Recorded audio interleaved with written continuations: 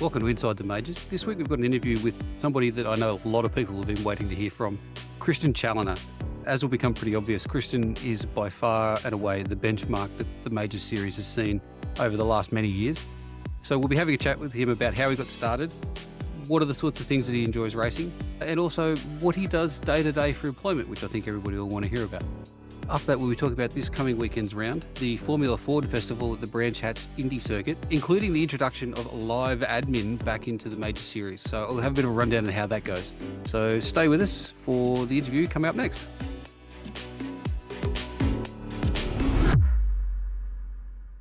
With me today, I have, without question, the GOAT of the major series, Christian Challiner. Now, this will take me a minute to run through these stats, but it's so amazing that it has to be done.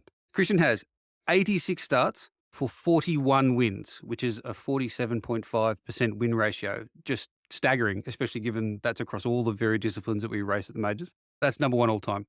69 top five finishes, which is over 80% of his races. Again, number one all time.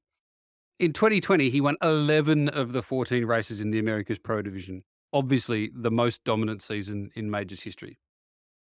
Five-time champion in the Pro Division. In fact, that's consecutively for the last 5 years. And unfortunately, for whatever reason, he finished a lowly second in 2018, his first year with the majors, so not sure what happened there. And you guessed it, 5 championship wins is number one all time. And Christian has only missed one majors round in 2018 and hasn't missed any since then. That is an amazing record. So firstly, congratulations on what's been a sustained achievement over the past few years, mate. And I guess my first question is, what planet are you originally from? No. My initial question is actually, from all that success, can you pick something that stands out above the rest in terms of your results?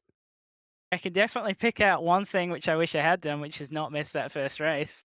So if I hadn't have done that, I think I would have maybe picked up 18 as well, but it was pretty close between me and Blake the whole time there. It was probably actually one of the most satisfied seasons, I think, because I kind of was just doing it for fun and everything, and it really came down to the wire, and that was pretty cool. He was doing what I've been doing really for the past couple of years, which is just being very consistent.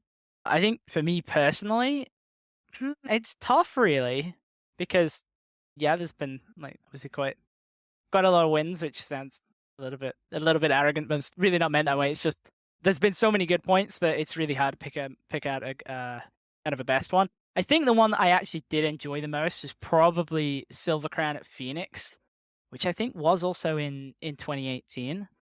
Myself and Travis Walling just had a ridiculous battle for the whole race, and I mean it's just such a brutal car to drive that it was like we were super close on pace, and I think it came right down to the very last run and like the last couple of laps of the race, and that was probably the most satisfying because it was just a ridiculously difficult car to drive, and it was just such a good race. Going back to the very beginning, can you remember how you came to join the major series? Yeah, that came about via John King, and at the time, I think we was already kinetic racing at that point. And obviously John had been involved with the majors, and he'd pushed a little bit of everybody to try and sign up and do some races and everything. And I'd said, hey, I'll do it. And then I missed the first one, and I feel like I missed the first one for a good reason. I was picking up a car. So I think that's a good enough reason to miss it. But then since then, I've just, I mean, he messaged me pretty much after that first race and was like, hey, you actually going to run it? And I was like, yeah, I'm going to run it. I'm going to take it seriously and everything. And I feel like I did. And I feel like I mostly have since. So. It was really because of John, and then it just stayed because I've enjoyed it. And maybe I think it was 2 years ago where we decided we were gonna it wasn't really an iRacing staff team at the time, but it's sort of become one basically because everybody who's on it now is a staff member. It's a mega racing team. It was really just done as I don't want to say a joke because again it sounds like we don't take it seriously, but we really do. It was spawned out of we needed a name, and at the time we had people who weren't from iRacing on there. It was a joke name that we'd actually got from Nick Ottinger, and we just stuck with it. And now it's what we've got. And that's been cool to do, is to build a team. And that's probably where my priorities have shifted a little bit the past couple of years, is more towards the team and less the individual side of things. So that's one thing I didn't mention in the intro, is the number of team titles that Mega Racing have won across the years. Yeah, I probably should have included that in that as well. Other than the success you've had, what's the thing you've enjoyed most about the series since you've joined? I think the things that I enjoy the most are, one, how varied everything is.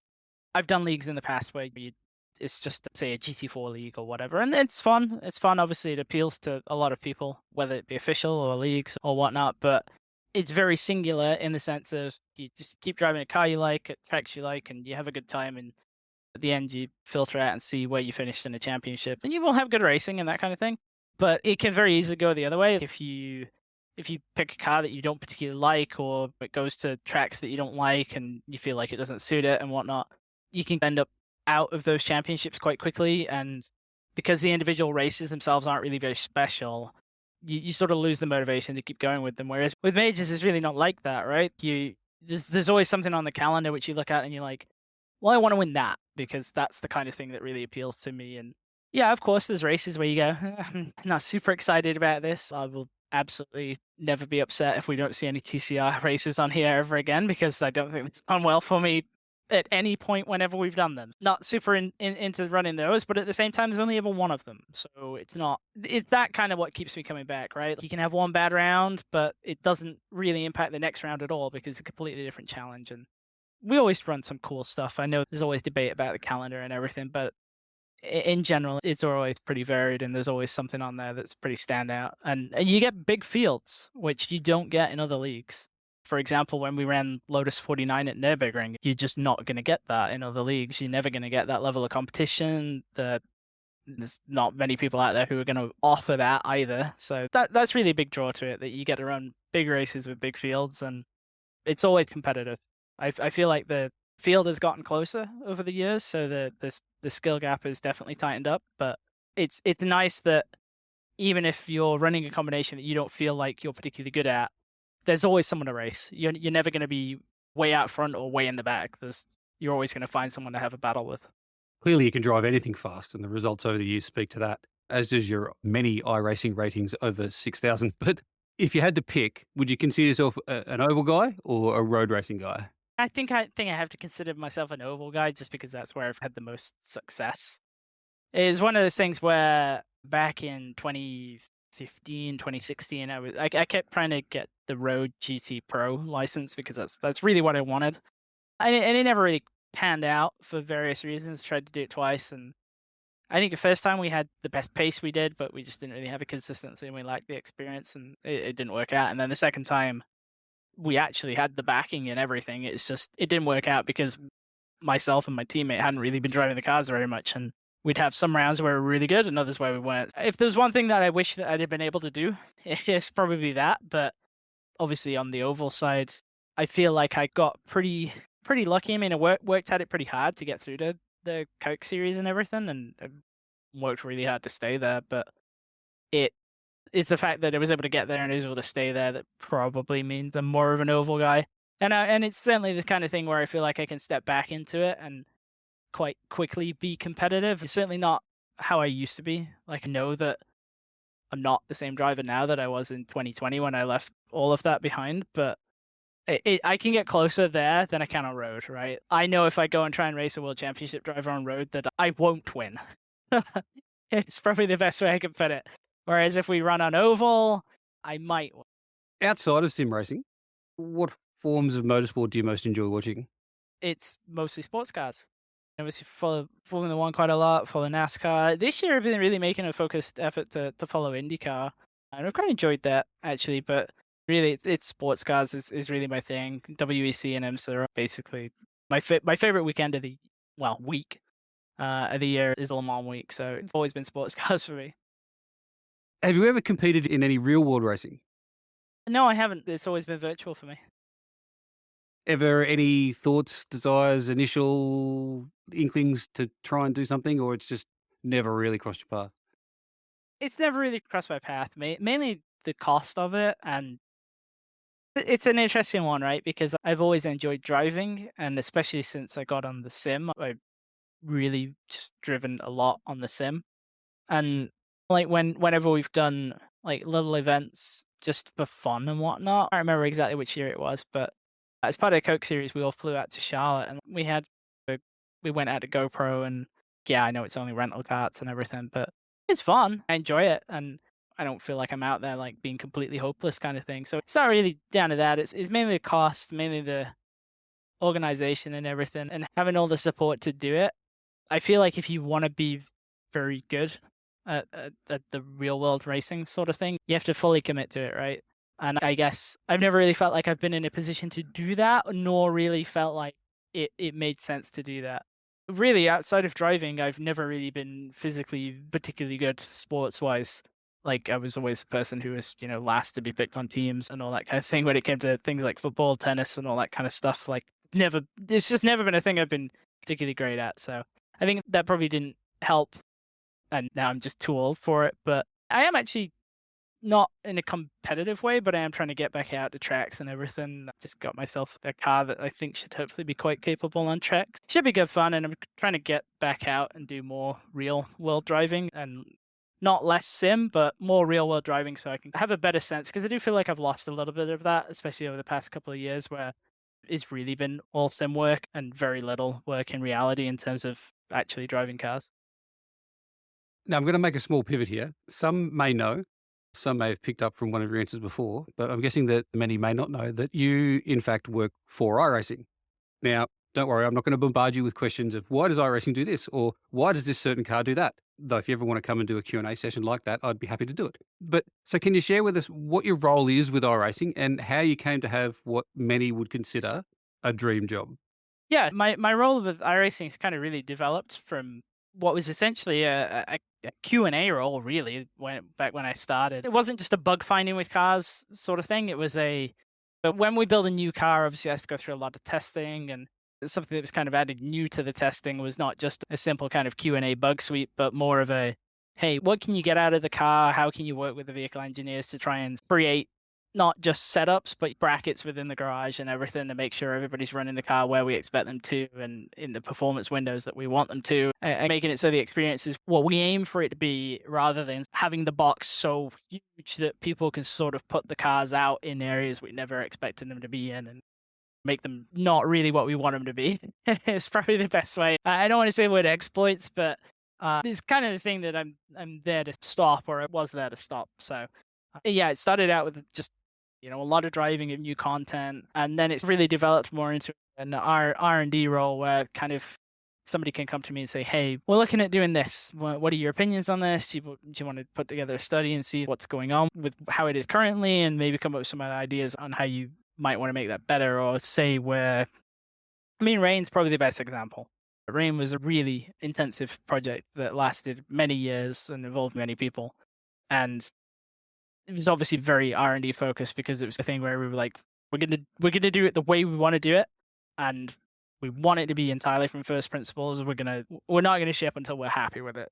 So that was really a whole lot of back and forth of trying to get as much kind of real world driver input as possible, looking at a lot of onboards, even trying to get rough ideas on things like how slippery paint and stuff like that is, and looking at all that stuff. I feel like we did a really good job of with the rain line, and sort of the goal was make something that teaches people how to actually drive in the rain rather than just being like, oh, hey, you go out there and it's lower grip.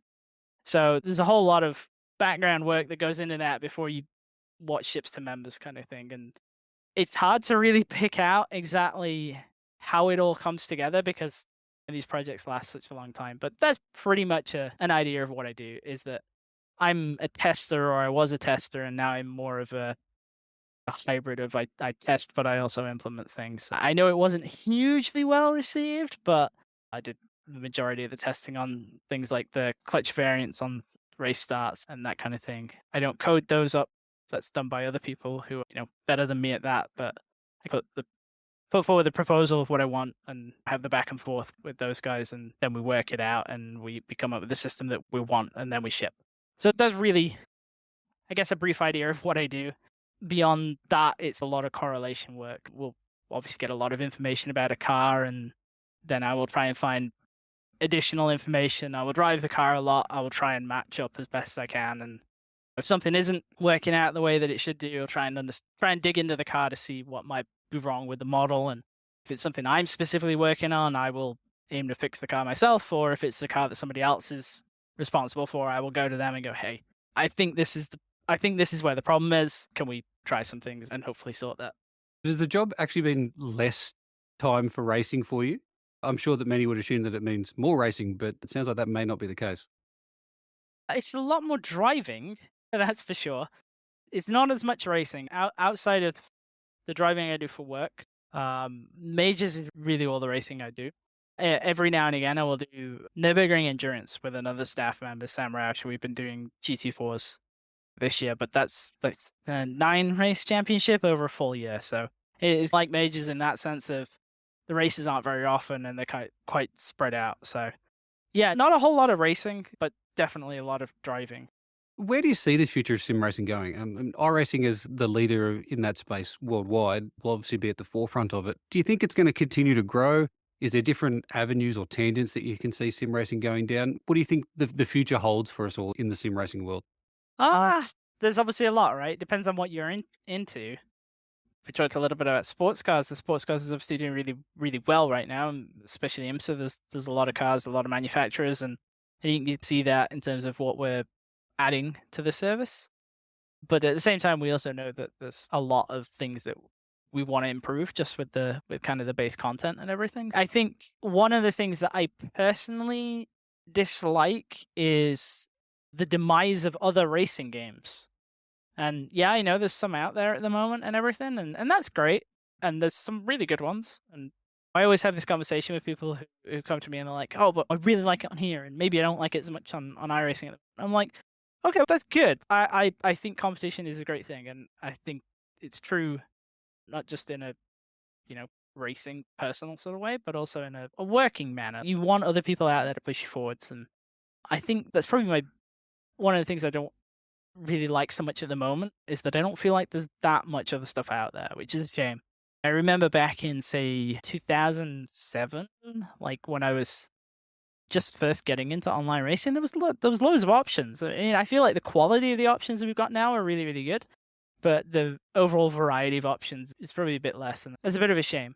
I do like that there's titles out there that have been successful where I think perhaps they didn't expect them to be. Things like Dirt Rally, I don't think necessarily was expected to be particularly successful because it's quite a niche game, but turned out to obviously be very popular, and I think that's really cool. Hopefully, that sort of pushes people to make more IP like that. Even things like BeamNG, I feel like I see more and more things about BeamNG lately, and that's great. I guess where I'm going with this is I think there's some really good people in the space, and I think that's good. And I hope that means that we're going to get a lot of interesting racing games, not just from iRacing, but from others. And I hope there's a bit of a renaissance there, and whether it'll get back to when we used to have, say, I remember when I was a kid, there was games like Le Mans 24, and it felt like every series had a racing game. And I don't think we're going to get back to that, but maybe if we get a bit more, that'd be good. I think there's a lot of good stuff coming from us and from others in the future. I know there's one particularly prominent kind of competitor. Maybe gonna talk about something soon. It'll be interesting to see what they come out with, and obviously we've got our own stuff that we're planning to do. Yeah, I'm optimistic for it. I think one of the things that has been really good is post COVID. There's obviously still a lot of people interested, which is great to see because I don't think that's necessarily been true for other genres, which is very unfortunate. All right, so I'll bring it back to the major series. This year in Pacific, the wins have been shared around much more than in past years, which I'm sure the others would like to thank you for. With no one taking more than one win yet, your lead is under 100 points to Dallas and Ross with 3 rounds remaining. Are you confident of being able to take championship number 6? I think a lot of it depends on how this weekend goes. Actually, with the Formula Ford, I think drop weeks wise, I'm in pretty good spot, so that's good. I think if I have a decent weekend, I'd say a decent weekend, but realistically, I mean the top 5. If I could come out with the top 5, not lose a lot of points to Ross or Dallas, then I think I'm in a good spot. Obviously, the best case scenario would be to win, but Formula Ford, it's a great car. I actually really like it. It's the first car at iRacing I went out to personally and looked at, so that was really cool. So I got some attachment to it there, but it's a bit of a drafty car, and I'm notorious for not really liking draft locked racing. It's been mixed bag because I think for Eldora was a little bit like that, right? We all knew that it was going to be tough to make tires last the whole race, but I want to say I was second or third with not that many laps to go, and I got tight, and all of a sudden I was 8th. What was going to be a better than expected day suddenly turned into this might actually be a drop week now. That was is how it can go, and I think that's probably my big goal with the Formula Ford is to come out with the top 5, and then I'm in a pretty good spot. The last 2 rounds after that, yeah, they're not my strongest things for sure. Would have been better to have 2 GT cars to round us out. Like I would have felt much more confident about that. But it's looking okay, I would say. I'm certainly not thinking that I'm gonna win. Um, it's definitely closer than it's felt before, which is I think that's a good thing overall. It's a little bit uncomfortable, I suppose, in that sense. I think I can do it. I've done it before, but it really just there's I don't want to say there's luck involved because I feel like a lot of the times the luck is down to how you position yourself, and if you're running in the middle, you're in danger. If you're running at the front, you're in much less danger. The goal for me is always to hang out in the top 5 and just try and point my way there. And I think that's probably where I've been strongest this year is, like you say, the wins have been very varied, but the top 5s have been pretty good. There has been some shockers around. The TCR Bathurst was arguably probably one of my worst performances ever. Not really because the finish itself was bad, but just because of everything that went into the weekend. Like just on the race night, just was terrible. I made a really bad mistake in round 1 that just kept me all the way through the night, and then I made an unbelievably poor decision to try and pass coming under Conrad and put someone in the wall, and then did the most ridiculous J turn out of the final corner when I was actually trying to give the position back and got spun around. It's just trying to avoid a night like that, really, in the last 3 rounds. And if I can do that, then yeah, I think I just have to hope that Dallas and Ross don't win them all. And if they don't, then I'm probably okay. And this weekend, wet, dry, or somewhere in between? What's your preference? I don't mind, if I'm honest. I suppose I have a little bit of an advantage in the sense of the Formula Ford was one of the cars that we drove a lot in the rain during the rain development, so I've got a lot of experience in it. But it can be very tricky in the rain in the sense of you can be completely okay right up until you're not. And I think the car is quite punishing in that sense, probably more so than really any other car that we've got in the rain. I think it will favor me up until the point where I go up. Then I'll wish it was dry. But until that point, yeah, I don't mind mixed conditions. Good, I'll take it. Just obviously the start's going to be a bit more chaotic if it is wet. Finally, the beginning of the new Majors Endurance Championship in 2025. Obviously, sports car focused. Sounds like it's right in your wheelhouse. Could we expect a mega racing team presence and maybe even appearance from yourself in there somewhere? Perhaps. I think if I was going to race, I would probably do that with Sam, because we ran MTech before. Myself, Sam, and Joel ran LMP2, and we quite enjoyed that. Obviously, it's a little bit different now, but yeah, it's certainly something we'll look at, providing the race times are favorable to us, because Sam is over in Arizona. Even with me being on the East Coast time zone, he's offset, I think, 3 hours to me. It's not always easy, and we're quite limited in terms of the races we can do. I mean, Nürburgring Endurance has been pretty challenging in that sense of we had 2 time slots that we can run. We have one that runs very late for me into the night, or we have an option that is essentially quite early in his weekend. It'll really depend on if there's any crossover, probably with Nürburgring Endurance, and what the race start time is. And of course, there's the car selection as well. There's always a little bit of that. All right, Christian, thanks so much for your time, having a chat with me today. It's been a real pleasure to talk with undoubtedly the best that Major Series has ever seen. So good luck for the rest of this championship for 2024 and on into the future. And thanks for giving us a rundown today. Thank you. Yeah, it was good to come on. Hey, you know that guy who just before the green flag keys up his mic and asks, "Anybody got a setup?" Well, this is him. This is Adam, and hey, Adam needs some help. On the other hand, this guy over here, this is Steve. Steve is a solid racer and he knows his way around the garage. Steve's problem is time. With a job and a family, he can't find enough time to build competitive setups and to race as often as he likes. But as luck would have it, Steve knows a secret. He lets the Majors Garage crew chiefs do the setup work so he can focus on the racing. At majorsgarage.com, Steve can get setups for over 60 cars on the iRacing service. So no matter what series he wants to jump into, he is covered. Somebody, anybody, Really should tell Adam. See you at the garage.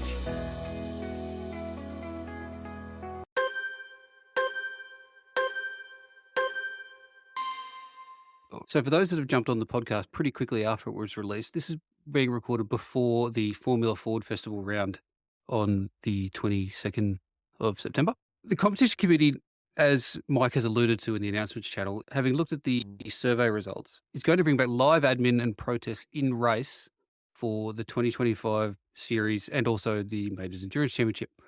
Ahead of doing that, we thought it would be a good idea to have a test event. And so we're going to have live admins this weekend for the Formula Ford Festival. As I said, for those that have jumped on the podcast pretty quickly and you're listening to this before the round, have a bit of a run through it. If this is after the round for you, sorry, not as relevant as it might have been otherwise. So hit that subscribe button on whatever your podcast listening platform of choice is. In effect, we'll be doing in-race protests and penalties so that on-track incidents are dealt with in real time wherever possible before the conclusion of the race. A lot of people have said they don't like the fact that the point system means that an incident can happen in race, and essentially that does not affect the result of or potentially doesn't affect the result of the more guilty party for the incident. So the reintroduction of live admitting for next year is a really good response to that concern, and I think the competition committee has taken on board what a lot of people have said. As I said in the intro piece, we feel like we need to do a test event before we start doing it full-time next year. That's what this weekend is going to be about. For the top split servers, drivers will be able to request an incident review from the admins over the voice chat.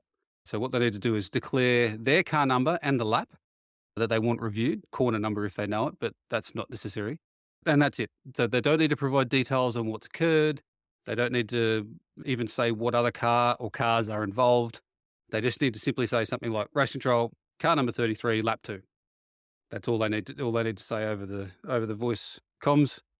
And then the admins will pick that up and have a look at it and make a determination on what's gone on. The application of any penalty that comes out of that will solely be at the discretion of the race admins, obviously. But because this is an event that has two key factors, one is that we're not expecting pit stops because they're short sprint races, and two, that it's a heat format where obviously only a certain number of cars advance from any given race. And once the race is finalised, we can't change which cars or which drivers are advanced based on the iRacing system. If this was a single race event with multiple pit stops, we could apply penalties to the pit stop itself. If it was a very minor infraction, so adding 5, 10 seconds, whatever, to the pit stop. Or if it was a single race, even if it didn't have pit stops, then we could just apply time penalties to the end result and manually change that as far as the majors results is concerned and the point standings and those sorts of things. This round being a slightly unique format, we don't have the opportunity necessarily to do things the way that we would like once the checkered flag has come out for a particular heat, semi-final, last chance qualifier, that sort of thing. So we really want to try and get any sort of penalties both applied and served within the race so that the standings as iRacing season at the end of a race are how we want them to be. So that being the case, the proposal is to essentially have 3 levels of penalty available to the admins to apply.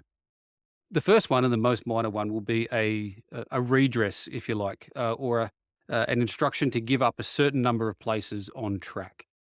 This would essentially be in line with the amount of time that a very minor penalty would impact that driver at the end of a race. So say we wanted to issue a 5-second penalty at the end of a race, and looking at where the cars currently run on track, that would mean that car or that driver would be 2 positions back from where they currently are. So we will ask them, or they will be instructed to give up 2 positions. So that will be the most minor of penalties that admins will be instructed to hand out. The second level of penalty, and this would be for something probably more serious where perhaps you've been held responsible for an incident that's not necessarily ended another driver's race, but certainly severely impacted them, caused damage to their car, sent them from second on the road to last, something like that. You'll be issued a drive-through.